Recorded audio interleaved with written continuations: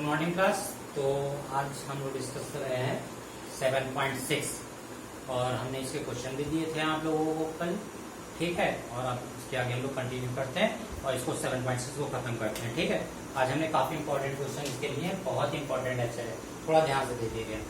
देखिए हमें इस क्वेश्चन को करना है इंटीग्रेशन ई की पावर एक्स ब्रैकेट में sine x plus cos x, किसके रिस्पेक्ट में करना है? एक्स के रिस्पेक्ट में करना है, ध्यान दीजिएगा, ठीक। तो क्यों ना हम यहीं से स्टार्ट करते हैं, हम इसको लेट कर लें आई बराबर, ठीक। हमने इसको लेट कर लिया आई बराबर, ठीक। क्वेश्चन में हटा देते हैं। अच्छा, इस क्वेश्चन को करने की एक ट्रिक है, जरा देखिए क्या है। करने को इसके 2-3 मेथड है, लेकिन हम आपको सबसे इजीएस्ट मेथड बताते हैं, ठीक। आप लेट कर लीजिए, इसमें लेट कर लीजिए कि फंक्शन एक्स बराबर साइन एक्स, ठीक। अच्छा, आपने लेट कर लिया फंक्शन एक्स बराबर साइन एक्स, ओके। तो आप मुझे ये बताइए, अगर फंक्शन एक्स टैन एक्स इसका डिफरेंशिएशन ही तो है, डैश मतलब क्या होता है? इसका डिफरेंशिएशन, चाहे डी अपॉन डी लिखो या डैश लिखो, इसका मतलब डिफरेंशिएशन क्या होगा? फंक्शन डैश एक्स क्या होगा? इसका डिफरेंशिएशन क्या होगा? साइन एक्स का क्या होता है? साइन एक्स का डिफरेंशिएशन जो होता है कॉस एक्स होता है कि नहीं? बात समझ में आ गई होगी। अब आप क्वेश्चन की तरफ लौटते हैं। हमारा क्वेश्चन क्या था? क्वेश्चन था हमारा आई इक्वल टू ई की power x sign x plus cos x, यही तो था। अब ई की पावर एक्स ऐसे रखी, साइन एक्स को आपने क्या लेट किया है? फंक्शन एक्स, वो लिख लीजिए, प्लस कॉस एक्स को देखे क्या आया है? ये तो फंक्शन एक्स साइन एक्स तो फंक्शन डैश एक्स, यानी इसका डिफरेंशिएशन कॉस एक्स आ जाएगा, यानी इसकी कॉस एक्स क्या लिख सकते हैं? Function dash x. बाहर क्या है? dx। अब हम आपको एक चीज बताना चाहते हैं, एक फार्मूला होता है कि अगर फंक्शन इंटीग्रेशन ई के साथ function X plus function dash x है, तो फिर उसका जो रिजल्ट आता है हमेशा याद रखिएगा ई की पावर एक्स फंक्शन और प्लस, बहुत ही आसान, ठीक। याद रखिएगा, अगर इंटीग्रेशन ई की power x function X plus function dash x है डीएक्स में, तो उसका जो रिजल्ट आएगा हमेशा ई की पावर एक्स क्या देगा? फंक्शन एक्स और प्लस, ठीक। तो वैल्यू रख दीजिए, ई की पावर एक्स और फंक्शन एक्स की वैल्यू देखिए कितनी है? Sine x. देखिए कितना आसान क्वेश्चन बना दिया। वैसे इसका दूसरा मेथड क्या था, मैं आपको ऐसे बताया दे रहा हूँ, लेकिन आप करिएगा नहीं। उसका मेथड था ई की पावर एक्स को साइन एक्स के साथ करते, ऐसे ई की पावर एक्स को साइन एक्स के साथ करते, फिर ई की पावर एक्स को कॉस एक्स के साथ करते, फिर इसका हम अलग करते, इसका अलग करते, यानी दोनों में से एक का कर लेते हैं। जब अगर ऐसा फंक्शन होता है तो दोनों नहीं करते, याद रखिएगा। अगर आपका है, चाहे इसको स्पेंड करिए या इसको एक करिए, चाहे इन दोनों में से किसी भी एक कर दीजिए, आ जाता तब भी आ जाता, लेकिन ये सबसे इजीएस्ट मेथड है।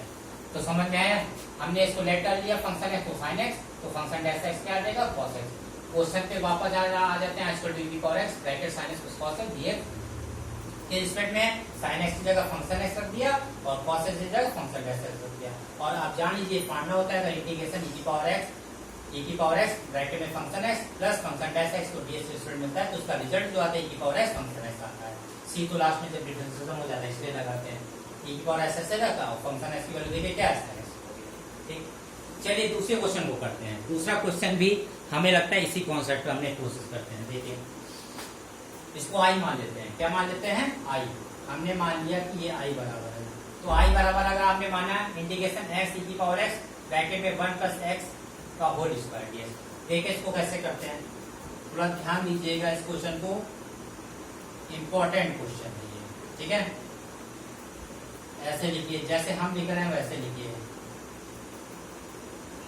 क्या हम इसको ऐसे ले सकते हैं? वाई की पावर एक्स बाहर के लिए, बाकी सब वही है सब। अब देखिए हम इसमें क्या करते हैं, इसको हम लोग नीचे जैसा बनाना चाह रहे हैं, ठीक। तो नीचे बनाने के लिए 1 इसमें ऐड कर दीजिए ऊपर और 1 सब्ट्रैक्ट कर दीजिए, 1 ऐड कर दिया 1 सब्ट्रैक्ट कर दिया। अब क्या करिए, इसको 2 पार्ट में अलग अलग कर दीजिए। एक ई की पावर एक्स ऐसे रहने दीजिए, एक तो 1 प्लस एक्स, देखिए कुछ नहीं करिए, 1 प्लस एक्स ऐसे रखिए, 1 प्लस एक्स का यानी ये अपॉन ये और ये अपॉन ये, 2 पार्ट में अलग अलग कर दीजिए। कर दिया हमने, ये देखिए अब क्या करिए, I बराबर इंटीग्रेशन, इससे एक पावर कैंसिल हो जाएगी, तो आपका आ जाएगा e की पावर x 1/1 प्लस x, ये आ जाएगा, आएगा क्योंकि एक तो 1 प्लस x, एक और तो बची है ना, यहाँ क्या आ जाएगा 1/1 प्लस x का होल स्क्वायर dx। अब देखिए हम इसी कॉन्सेप्ट पर एक क्वेश्चन लेके आएंगे, जो पहला वाला क्वेश्चन बताया, अब हम इसी कॉन्सेप्ट पर क्वेश्चन लेके आ रहे हैं, ठीक है ना। बिल्कुल ध्यान दीजिए हम कैसे करने जा रहे हैं, क्वेश्चन में कुछ नहीं है, ठीक है। अब देखिए क्या करना है, ये तो 1 प्लस एक्स स्क्वायर हो गया, अब हम इसको फंक्शन एक्स मानेंगे, देखिए ये रिजल्ट आ जाएगा। चलिए इस क्वेश्चन को अभी यहीं लिख लेते हैं, एक्स स्क्वायर प्लस 1, जगह कम है लॉग एक्स, ठीक। तो पहले इस क्वेश्चन को देखते हैं। तो इस क्वेश्चन को अगर हम लोग देखें तो आप लेट कर लीजिए फंक्शन एक्स बराबर 1/x, क्या लेट करिए 1/x। अब हम आपको बता दें, अगर आप इसका फंक्शन एक्स डैश निकालिए तो जानते क्या आएगा, -1/1 प्लस एक्स का होल स्क्वायर। और जो लोग ना निकाल पाए तो उसको क्या करिएगा, ये डिवाइड रूल लगा दीजिए। डिवाइड रूल होता है डिफरेंशिएशन, ये हो रहा है, ये फंक्शन एक्स है तो ये फंक्शन डैश एक्स का मतलब डिफरेंशिएशन हो रहा है एक्स के रिजल्ट में, -1/1 प्लस एक्स स्क्वायर आएगा, ठीक है। फर्स्ट ईयर में भी पढ़ा होगा, डिवाइड रूल से डिफरेंशिएशन आप कर सकते हैं। तो फंक्शन एक्स अगर हमने ये माना है, इसको फंक्शन एक्स हमने मान लिया, तो फंक्शन डैश एक्स आपका यही रहेगा। क्वेश्चन पर आ जाओ वापस। क्वेश्चन आपका क्या है, आई बराबर, चाहे इसको इक्वेशन 1 मान लो, इक्वेशन 1 पर आ जाओ, यानी लिखो from equation 1, from equation 1। From equation क्या है आपकी है I equal to integration e की पावर x 1/1 प्लस एक्स, ये है, -1/1 प्लस एक्स का होल स्क्वायर, यही तो है dx, यही तो है। अब वैल्यू रख दीजिए इसकी, I बराबर e की पावर x, इसकी वैल्यू कितनी है देखिए, ये इसकी वैल्यू फंक्शन x, देखिए ये फंक्शन x है। यहाँ पर आ जाइए, इसकी वैल्यू यहाँ प्लस लग जाएगा, इसकी वैल्यू क्या लिखेंगे, फंक्शन डैश। ये आप सोच रहे होंगे प्लस कैसे लग गया, क्योंकि ये देखिए माइनस पूरी वैल्यू है तो प्लस तो लगेगा ही ना, ठीक है। अच्छा, और हमने आपको बता रखा है ऑलरेडी, क्या बता रखा है, तब ई के साथ ई की पावर एक्स के साथ फंक्शन एक्स और फंक्शन डैश एक्स है तो उसका रिजल्ट कितना आता है हमेशा, ई की पावर एक्स फंक्शन एक्स, यही तो रिजल्ट आता है उसकी, ठीक।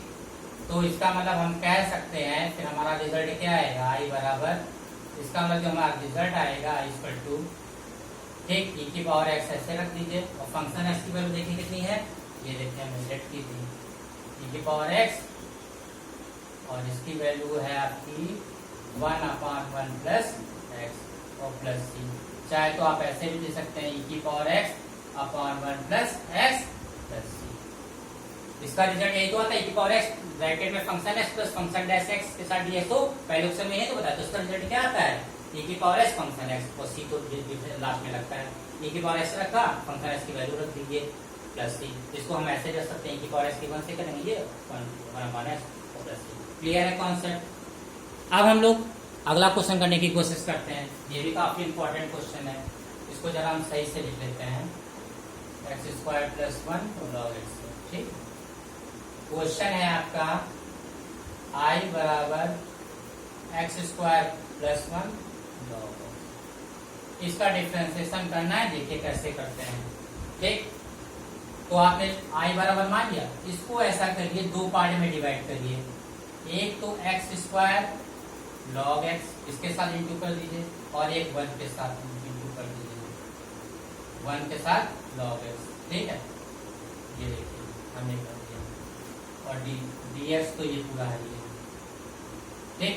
इसको थोड़ा और सही करिए, एक एक्स स्क्वायर लॉग एक्स हो गया dx के साथ, और एक हो गया आपका 1 लॉग एक्स dx के साथ, दो टर्म आ गए। अब हम इसको देखिए, हमें ये दो इंटीग्रेशन करना है, ये और ये, देखिए कैसे करते हैं। इसमें देखिए दो वेरिएबल हैं, एक एल्जेब्रिक एक लॉगरिथमिक, तो आइलेट लगाते हैं, आइलेट में देखते हैं, आइलेट में ये लॉगरिथमिक और ये लॉगरिथमिक है पहले आता है, एल्जेब्रिक ये लॉगरिथमिक पहले आएगा और एल्जेब्रिक बाद में आएगा, और इसमें लॉगरिथमिक पहले आएगा, कांस्टेंट होते ही नहीं, तो इसका मतलब ये सेकंड होगा, ठीक। तो आइलेट के अकॉर्डिंग चलेंगे, अच्छा, तो ये हमें पता चल गया कि log x को हमें पहले लिखना चाहिए और x स्क्वायर को बाद में लिखना चाहिए। ठीक है, क्योंकि ये फर्स्ट होगा और ये क्या होगा, सेकंड होगा। ये समझने के लिए है, ये ध्यान रखिएगा। ठीक है, यहाँ पर आ जाइए, इसका मतलब log x पहले लिखेंगे और 1 को बाद में लिखेंगे। ठीक है, ये फर्स्ट टर्म है और ये सेकंड टर्म है। अब हम इसको क्या करेंगे, स्पेंड कर देंगे, और जैसे स्पेंड करेंगे तैसे हो जाएगा। देखिए स्पेंड करते हैं, i बराबर फर्स्ट फंक्शन, यहाँ से कर देते हैं first function integration of second function minus whole integration differentiation of first function integration of second function whole integration.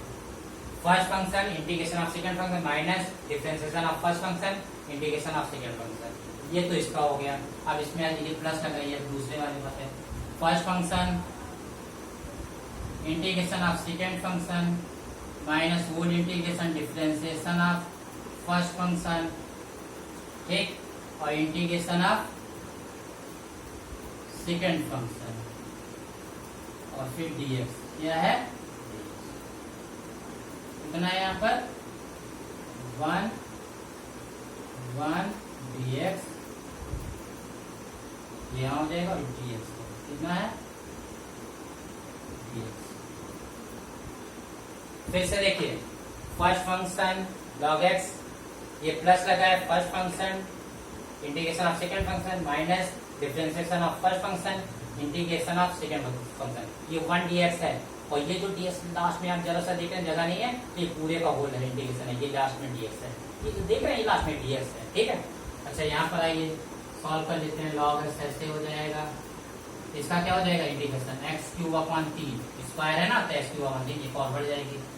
Whole integration log x का क्या होता है डिफरेंशिएशन 1/x, फिर यहाँ जो x स्क्वायर क्या क्या होता है s³/3, तो ये तो यहाँ हो गया dx, ये हो गया। यहाँ पे आ जाओ प्लस log x, 1 का डिफरेंशिएशन x के शर्ट में x हो गया माइनस इंटीग्रेशन log x का क्या होता है 1/x और 1 का क्या होता है x और पूरे का डिफरेंशिएशन। ठीक, देखो log x का 1/x और 1 का जो डिफरेंशिएशन है वो x और ये होल इंटीग्रेशन जो जरा सा लिखा हुआ dx है। अच्छा देखते हैं, हम सॉल्व कर लेते हैं इसको। तो i बराबर हमारा आ जाएगा x³/3, ये आ गया log x। ठीक, ये पहला टर्म हो गया s³/3 log x, s³/3 log x minus यहाँ ये कैंसिल हो जाएगा तो स्क्वायर आ जाएगा। ठीक, और 1/3 कॉन्स्टेंट बाहर लिख लीजिएगा, यहाँ x² dx आ जाएगा प्लस यहाँ पर आपका आ जाएगा x log x आ जाएगा, ये x log x के साथ लिख लिया, ये x कट जाएगा तो 1 का dx के साथ क्या होता है x और लास्ट में कट जाएगा c। अब एक लाइन आपको और करना है जो हम यहीं पर कर देंगे, i बराबर x³/3, कितना लिखा हुआ है x³/3, x³/3 लिख लीजिए, x³/3 log x। ठीक, और यहाँ पर देखिए कितना आ जाएगा x²/3 आ जाएगा। देखिए ऐसे लिखा है 1/3 लिखा हुआ और x² लिखा है, तो यहाँ पर 1/3 और x² क्या क्या जाएगा x³/3, तो 1/9x³ लिख लीजिए इसको, 1/9x³। भाई यहाँ से भी 1/3 आएगा तो वो 3 से 9 हो जाएगा और x³ हमने डायरेक्ट की जगह नहीं थी, x log x minus x plus c। तो इस तरीके से आपका ये इंटीग्रेशन हो गया। ठीक, कुछ नहीं हमने किया है। देखिए यहाँ पर थोड़ा ध्यान दीजिएगा, ये हमने अलग से किया। देखिए 1/3 है और x² तो 1/3 तो ऐसे रहेगा, x² का x³ हो जाएगा तो 3 से 9 x³। तो ये देखिए हमने लिख लिया 1/9 x³ यहाँ लिख दिया सीधे। ठीक है, ये पहला टर्म हो गया आपका, ये तो हमने बता ही दिया, ये x log x हो गया और ये माइनस का इसका 1 dx में क्या आ जाएगा x और प्लस c। तो इस तरीके से ये आपके क्वेश्चन कंप्लीट हो गए। ठीक, इसको हम रफ कर देते हैं। कॉन्सेप्ट क्लियर है, हमें लगता है इसके सारे कॉन्सेप्ट क्लियर हो जाने चाहिए। ठीक है, तो इस तरीके से हम लोग आज हमने जो बेहतरीन वो आपको फार्मूला बताया वो ये था। ठीक है, इस चीज को बहुत ध्यान रखिएगा, आपके एक नहीं कई क्वेश्चन आसानी से हो जाएंगे। देखिए हमने इसमें यहाँ भी अप्लाई किया है और यहाँ भी अप्लाई किया है, जिस उसका रिजल्ट ये आता है, इसका रिजल्ट ये, दोनों सेम है और एक क्वेश्चन वाला है। ठीक, कैसे स्पेंड किया जाता है, क्लियर है? चलिए मिलते हैं नेक्स्ट क्लास में।